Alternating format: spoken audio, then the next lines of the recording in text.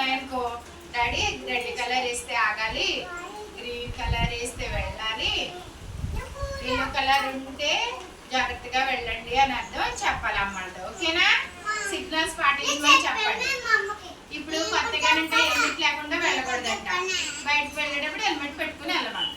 ఓకేనా? లైసెన్స్ ఉంటుంది కదా, బండికి డ్రైవింగ్ లైసెన్స్ వస్తారా, అదే బండికి పెట్టుకుని వెళ్ళమని. కొనుక్కోమని ఉందా? బయటకు వెళ్ళేటప్పుడు హెల్మెట్ పెట్టుకుని డ్రైవింగ్ లైసెన్స్ పెట్టుకుని అప్పుడు వెళ్ళము. ఓకేనా?